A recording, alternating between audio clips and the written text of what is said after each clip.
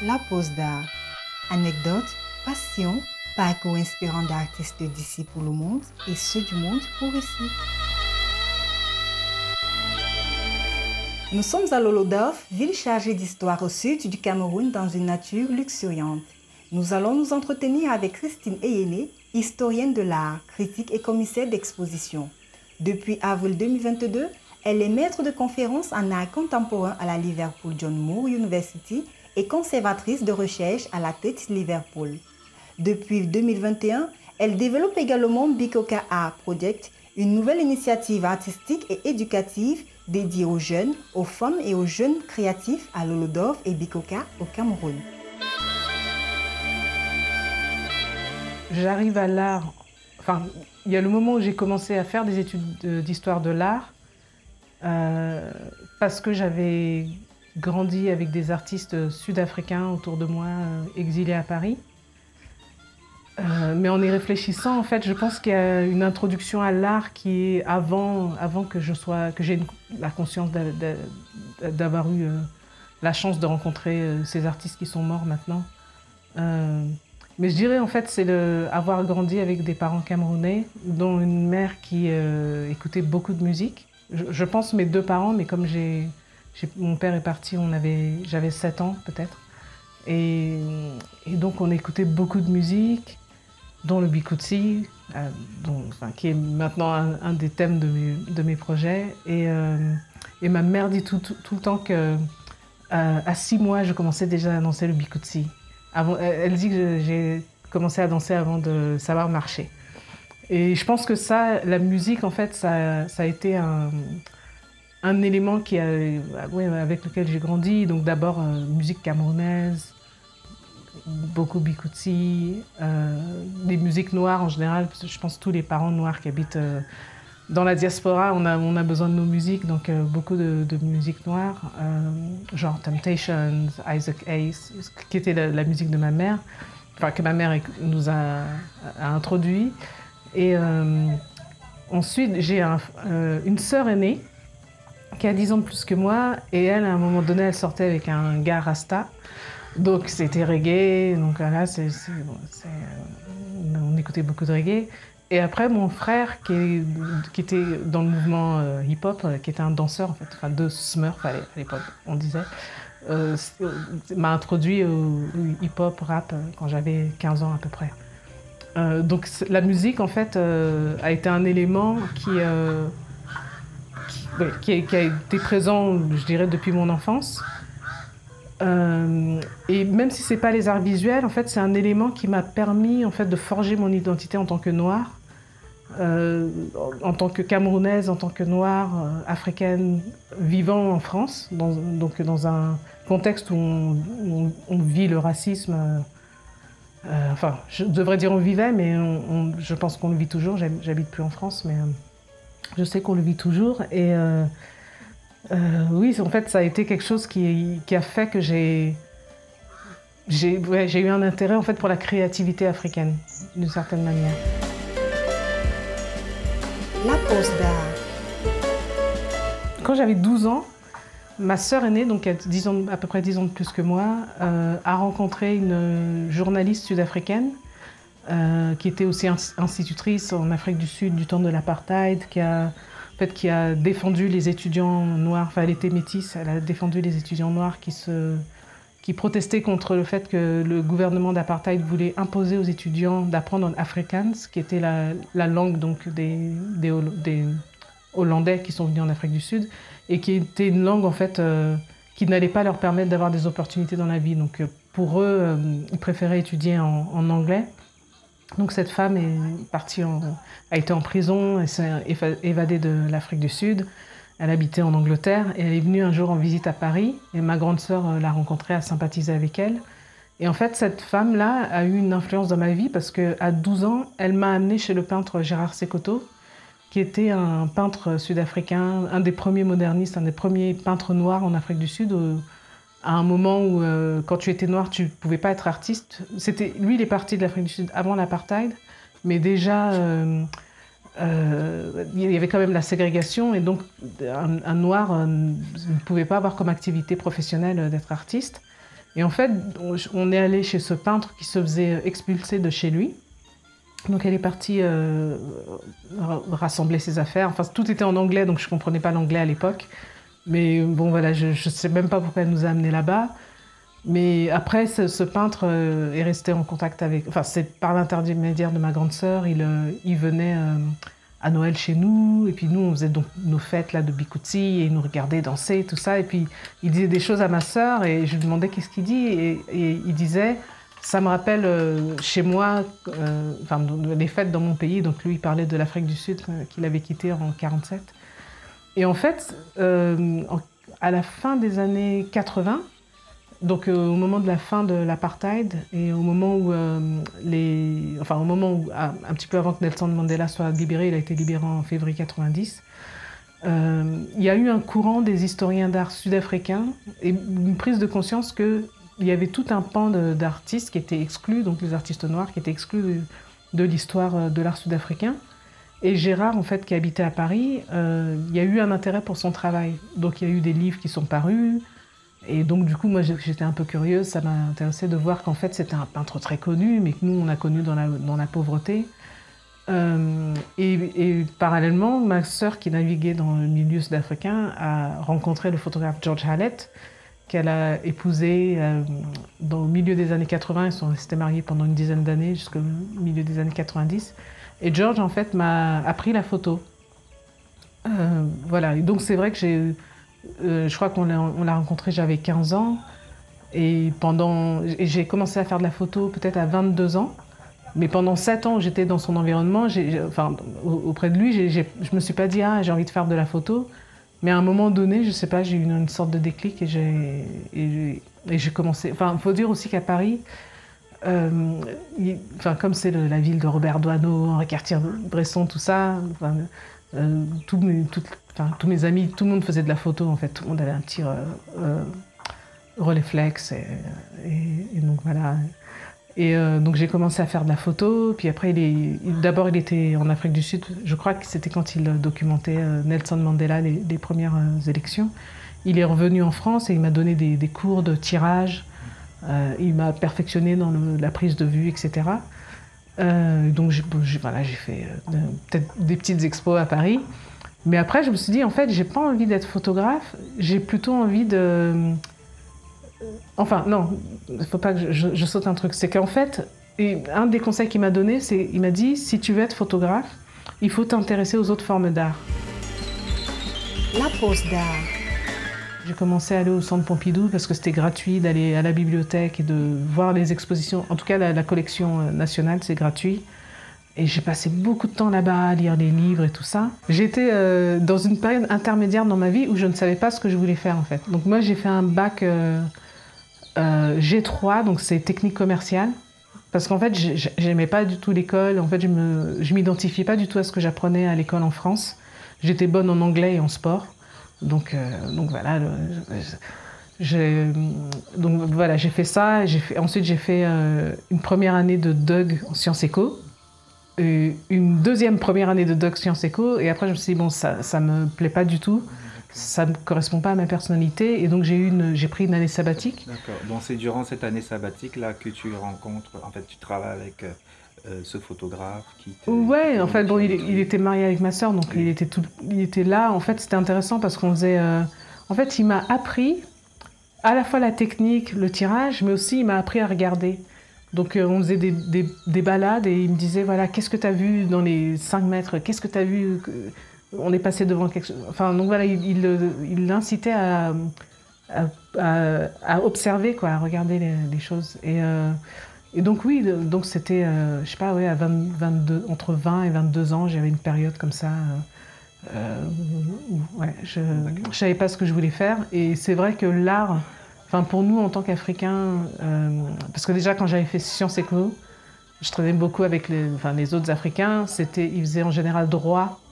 Ou sciences politiques, donc voilà. La pose d'art. En fait, ma sœur cadette, donc j'ai 2 sœurs, ma sœur aînée et ma sœur cadette a vu qu'on est très très proches et elle voyait que je passais beaucoup de temps dans les galeries, aller au Centre Pompidou, tout ça. Et elle me dit, mais pourquoi tu t'inscris pas en histoire de l'art? Et moi, j'y avais pas pensé. Elle a étudié le droit à l'époque, donc elle est rentrée pas dans le moule, mais bon, elle a fait des études un peu plus porteuses. Et je me suis dit, mais j'aurais jamais pensé à ça. Et aussi parce que même, je pense que quand j'allais dans les galeries, je voyais pas, il n'y avait pas vraiment de noir, donc j'avais pas un sens que les curateurs étaient noirs, ou les seuls noirs que je voyais, c'était soit les gardiens, les gardiens, quoi. Je dirais même pas les gens qui font le ménage, parce qu'en fait, on les voit pas, ils font ça avant l'ouverture des musées, des galeries. Et donc, du coup, je me suis inscrite en histoire de l'art.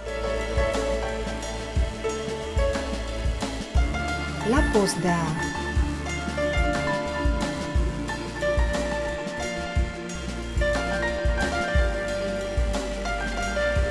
J'ai développé un intérêt pour l'art un peu inconsciemment, et donc c'est ma sœur qui m'a conseillé d'étudier l'histoire de l'art. J'avais pas prévu, j'avais pas de plan de me dire je vais être curatrice dans 5 ans ou dans 10 ans. J'étais juste passionnée d'images, en fait. J'adore me plonger même maintenant quand j'écris, j'adore me plonger dans l'image, essayer de comprendre l'image et comprendre ce que l'artiste veut traduire, même si maintenant, on sait que l'art, c'est pas juste des peintures, il y a différents types d'art. Mais à l'époque, oui, j'adorais regarder les tableaux, etc. Et donc, d'une, je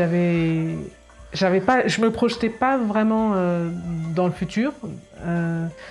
Et aussi, mes référents, comme j'ai grandi autour d'artistes sud-africains et d'intellectuels, donc d'exilés sud-africains qui étaient des activistes, et en ayant grandi aussi avec ma mère qui était chanteuse, et on avait beaucoup de musiciens camerounais, déjà j'avais un sens que nous autres Africains, on avait une culture et on avait des pratiques artistiques qui étaient valides, et en fait je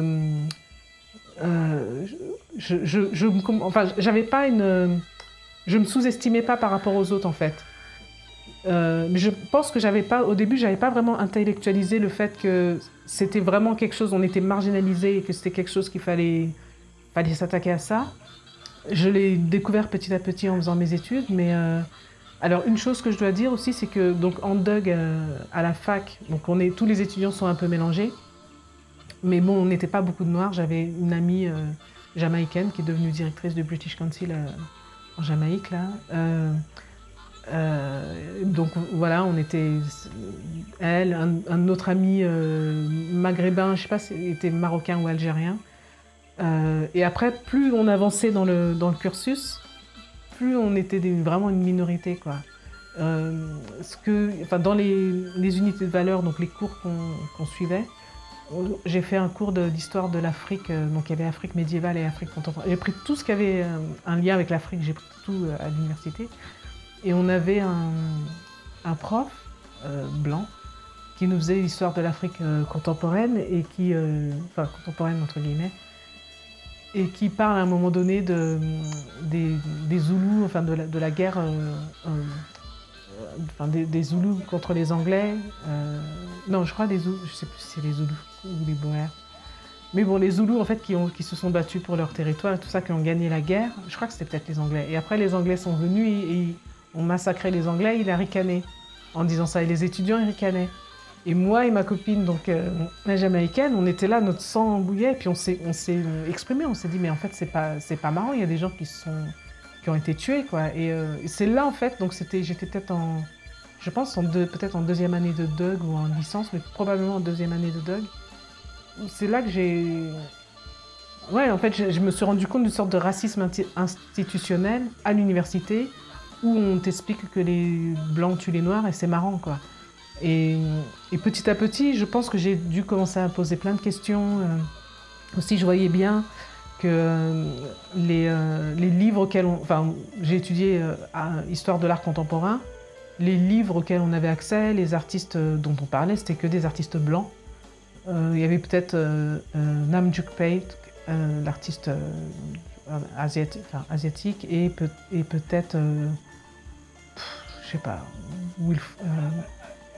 ouais, même pas. C'était que des artistes blancs. La pause d'art. Le moment décisif pour moi, C'est en 1997, quand là je devais être en maîtrise, je pense. Et on devait choisir un sujet de mémoire pour la maîtrise. Et au même moment, au Centre Pompidou, il y avait une exposition qui s'appelait Made in France, 1947-1997, 50 années de création en France. Et en fait, c'était une exposition sur les artistes étrangers qui avaient établi leur atelier à Paris. Comment dire, la chronologie de cette exposition correspondait au moment où Gérard Sekoto, donc le peintre que j'avais connu à 12 ans, était venu en France et il est mort, il est venu en 47 et il est mort en 93. Et donc je me suis dit, il va forcément être dans cette exposition.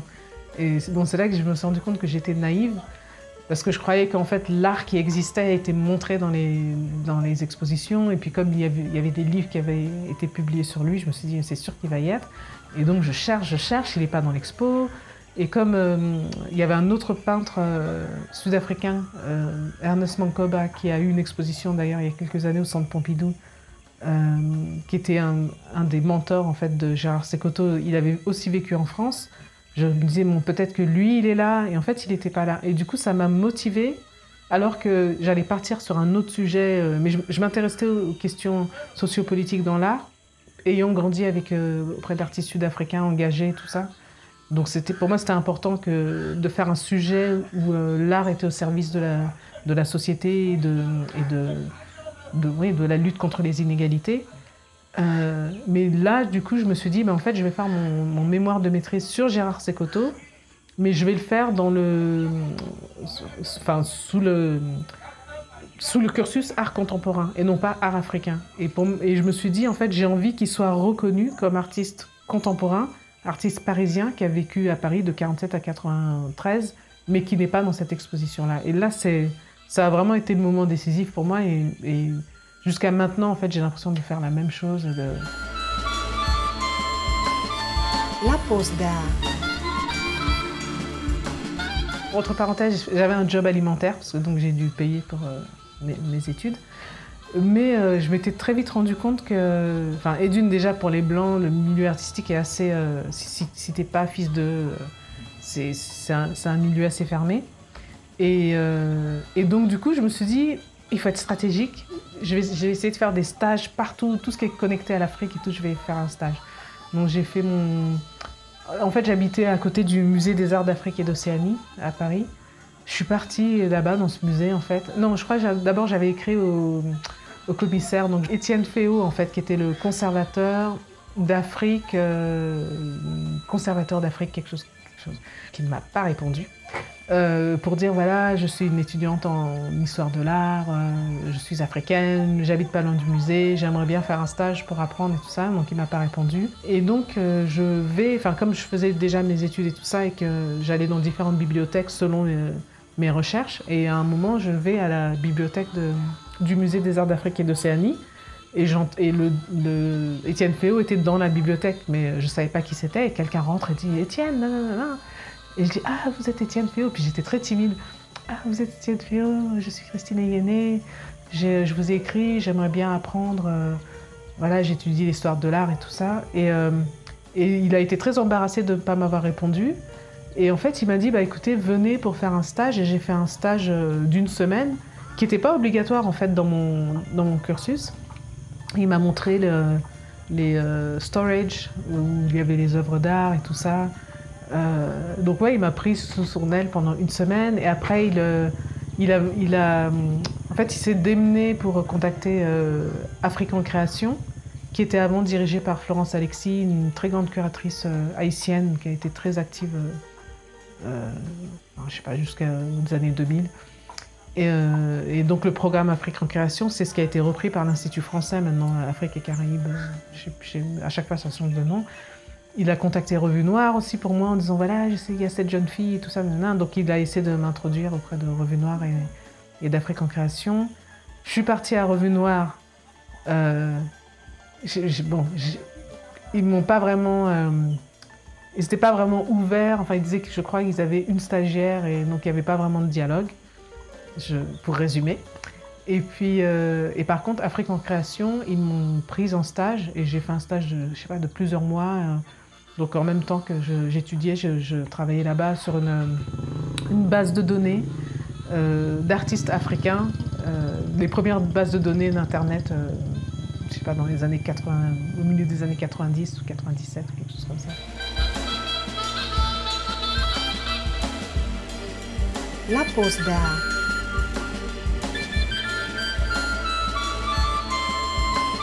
Ce stage au Musée des Arts d'Afrique et d'Océanie. Alors, je répète, en fait, quand j'étais jeune, c'est pas que j'étais naïve, je pense que quand on est jeune, on est optimiste et on pense... Je me suis dit, voilà, je fais un stage dans un musée africain, sachant qu'avant, en fait, comme ma sœur travaillait à la CAMER, Cameroun Airlines, mon premier vrai stage, je l'avais fait à la CAMER. Et donc, j'aimais bien cette idée de faire des stages là où il y avait une connexion avec le Cameroun ou l'Afrique. Et donc, à la CAMER, c'était vraiment ambiance CAMER. Donc, voilà. Et je pensais qu'au Musée des Arts d'Afrique et d'Océanie, ça allait être ambiance Afrique. Et en fait, je me suis sentie... déjà, j'étais la seule noire que je voyais. Il y avait peut-être une métisse au service d'administration. Mais en fait, j'ai pas été bien traitée. Je pense qu'on parle pas de... Enfin, à l'époque, on parlait pas de... Comment dire, le bien-être au travail. On parlait pas de ça. Et je pense que ça a été un choc pour moi parce que je pensais que j'allais être avec des gens un peu comme même les artistes. J'ai connu des intellectuels sud-africains qui sont très connus, qui étaient beaucoup plus, je sais pas, ouverts. Et du coup, je me disais, bon, je travaille je fais ce stage dans un musée, les gens vont être ouverts, vont avoir une sensibilité africaine. Je pense qu'on a quand même une sensibilité qui est différente. Et non, j'étais traitée comme la petite stagiaire, à part Étienne Féot qui était un peu plus attentif, et une de ses collaboratrices dont j'ai oublié le nom, qui s'occupait je crois, l'Afrique de l'Est. Et d'ailleurs, j'ai utilisé son ordinateur pour taper mon mémoire de maîtrise ou un truc comme ça, ou de DEA.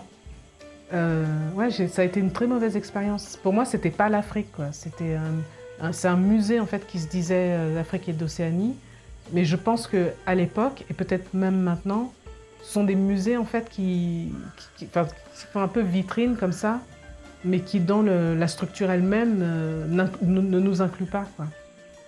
Et ce musée en fait c'est devenu le musée du Quai Branly. Donc en fait les collections du musée des Arts d'Afrique et d'Océanie et du musée de l'Homme ont été rassemblées au musée du Quai Branly. Donc pour moi en fait j'ai aussi j'ai toujours quand on me dit Quai Branly, j'ai cette historique en fait d'avoir vécu l'expérience d'être une personne noire dans un musée, enfin une personne africaine dans un musée partiellement africain et qui... donc voilà, ça c'était ma première expérience qui n'était pas très, pas chaleureuse du tout.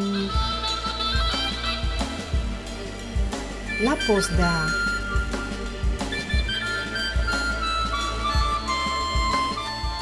Revue Noire et Afrique en Création, parce qu'ils ont été créés à peu près à la même époque, donc au début des années 90. Mais bon, Revue Noire avait son network, on va dire, et donc moi j'ai collaboré avec Afrique en Création, même si après le programme Afrique en Création finançait certains projets dans lesquels Simon Djamil a été impliqué. Mais oui, il y avait ça en fait, je pense. En tout cas, dans le domaine des arts visuels, c'était Revue Noire et Afrique en... Enfin, ouais, c'était la référence, quoi. C'était tous les deux. Donc c'était un peu le monde parallèle. Après, je dirais... moi, au moment où j'ai commencé les histoires de l'art, je suis devenue très sérieuse et très concentrée là-dessus. Mais par exemple, une collègue et amie, Pascal Obolo, qui faisait partie... Donc on est à peu près de la même génération, mais on ne s'est pas connus plus jeunes. Je crois qu'on s'est... Et on est aussi connectés à ma cousine Elise à Tangana. Mais donc Pascal, par exemple, elle faisait partie d'un collectif hip-hop féminin. Donc en fait, il y avait notamment... Enfin moi, le hip-hop, c'était plus... et faire du skate au Trocadéro. C'est quelque chose que j'ai arrêté au moment où j'ai pris les études parce qu'il fallait être concentré là-dessus. Mais Pascal, par exemple, dans ce qu'elle faisait, je pense qu'il y avait un autre monde parallèle. Et moi, je traînais pas après tellement avec elle. En plus, ils étaient plus dans le sud et moi, j'étais dans l'est de Paris. La pause d'art.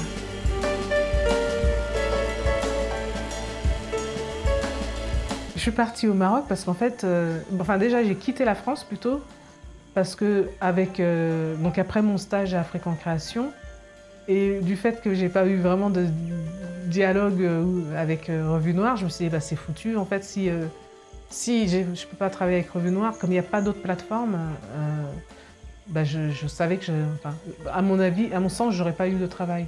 Et quand je vois, en fait, on va dire, il y a une ou deux personnes que je connais qui ont étudié l'histoire de l'art à peu près en même temps que moi, qui sont aussi africains. Enfin africaine, et en fait, j'ai vu que ma carrière, elle avait progressé beaucoup plus vite parce que j'ai quitté la France et que je suis allée là où je pouvais m'épanouir professionnellement, quoi.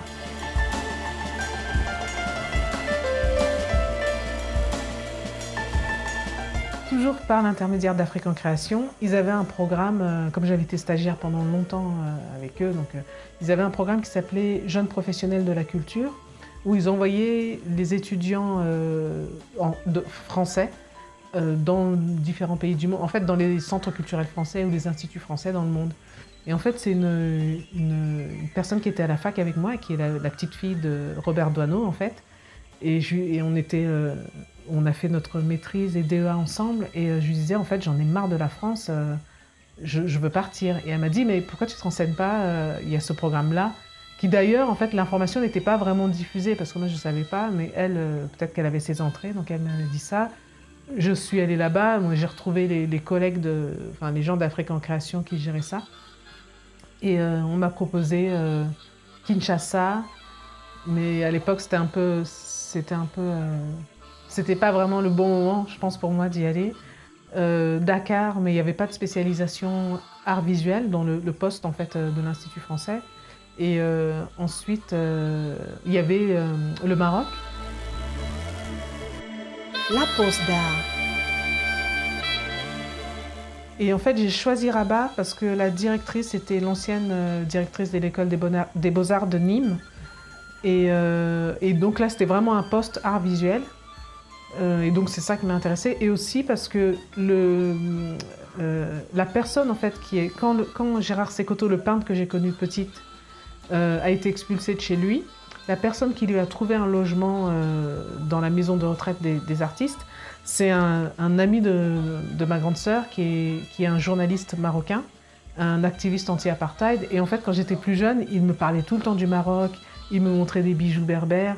Et en fait, quand on m'a dit Rabat, je me suis rappelée d'Abdou. Je dis, ah, mais Abdou me parlait toujours du Maroc. Et pourquoi pas, je vais y aller. De toute façon, je ne voulais pas rester en France. J'ai dit tout à l'heure que quand j'ai fait les études d'histoire de l'art, je ne me projetais pas comme curatrice. Mais en fait, mon premier exposé, parce qu'en fait, à la fac, on fait des dossiers, on a des examens, etc., enfin des travaux écrits, et des exposés, donc où on présente devant tous les étudiants. Et mon premier exposé, qui m'a d'ailleurs j'étais devant dans un amphithéâtre avec tous les étudiants, ça m'a un peu intimidée. J'avais fait un exposé sur Brassailles, une expo photo de Brassailles, et en fait, c'était un très bel exposé. Et la prof, je ne me rappelle plus de son nom, me dit à la fin de l'exposé qu'est-ce que ce serait bien, Nana, qu'est-ce que tu veux faire quand tu as fini tes études? Je lui ai dit, j'aimerais bien organiser des expositions. Mais j'ai dit ça parce qu'en fait, j'avais bien décrit l'exposition, le parcours qu'on faisait dans l'expo. Mais après, je pense pas que, je sais pas, un mois après, c'est pas que j'avais oublié ça, mais c'était pas vraiment un objectif. Par contre, quand je suis allée à l'Institut français, en fait, il y avait déjà des expositions de programmées. Donc la directrice, Nadine Descendres, avait déjà programmé les artistes avec qui elle voulait travailler. Et je suis rentrée dans l'équipe de la programmation, donc sur le volet art plastique. Et en fait, j'ai été mise dans le bain tout de suite. Notre première expo, on a fait une exposition Christian Boltanski, mais c'était déjà à peu près, j'avais pas grand chose à faire là-dessus. Et donc la première expo sur laquelle j'ai vraiment été impliquée, c'était une expo de Malevich. Et donc j'ai fait le travail qu'on m'avait dit de faire, etc. Et au moment du montage, il y a une personne qui me dit, où sont les cartels? Et moi je dis, les cartels? Pourtant je savais ce que c'était qu'un cartel, mais disons que c'est là que je me suis rendu compte qu'en fait, quand tu es à un montage d'expo, il faut penser à tout. Tu n'as pas le droit de ne pas savoir. Et en fait, ça m'a donné une sorte de buzz, en fait. Et je pense que le rythme de l'Institut français, donc je suis restée 6 mois à l'Institut français, 7 mois au Maroc. On avait des expos, je sais pas, j'ai peut-être travaillé sur 6 expos. Et le rythme et à la fois être au contact des artistes, des galeries qui prêtent les œuvres, organiser le transport des œuvres, les assurances, les condition reports, les facility reports pour expliquer à la personne enfin l'institution à laquelle on emprunte où est-ce qu'on va exposer les œuvres et tout ça. Pour moi, c'était toute une découverte parce qu'en fait, comme je disais au début, mon expérience en tant qu'étudiante, c'était regarder un tableau, décrire un tableau, savoir, etc. Mais ce qu'on ne voit pas, en fait, c'est comment un tableau se retrouve dans un musée. Donc tout ce qui est derrière, en fait, le fait que tu dois demander ton prêt à un musée national au moins 6 mois à l'avance, qu'il y a toutes ces choses à prendre en compte, l'assurance, etc. Et en fait, pour moi, c'était comme voir le backstage, quoi, l'envers du décor. Et ça m'a passionnée et de travailler avec les techniciens, d'être responsable en fait de sections de montage et tout ça, ça m'a passionnée. La pose d'art. Et après, je suis partie du Maroc parce qu'il se trouvait que j'étais enceinte de mon premier fils et que mes collègues m'ont conseillé d'accoucher en France, donc je suis partie à Paris. Puis je suis allée en Angleterre rejoindre le père de mon premier fils. À suivre donc la pose d'art. Merci à vous d'être si nombreux à nous écouter. Nous vous donnons rendez-vous la semaine prochaine pour aller à la découverte d'une histoire intimement liée à l'art. La pose d'art est une idée d'Yvon Gassam. Voix off, Solange Nembe. Musique, Tumo. Mixage, Ralin Gangmo. Réalisation, Yvon Gassam. La pose d'art est un podcast produit par African Entertainment avec le soutien du laboratoire de théâtre de Yaoundé, Otni et de Satek Records.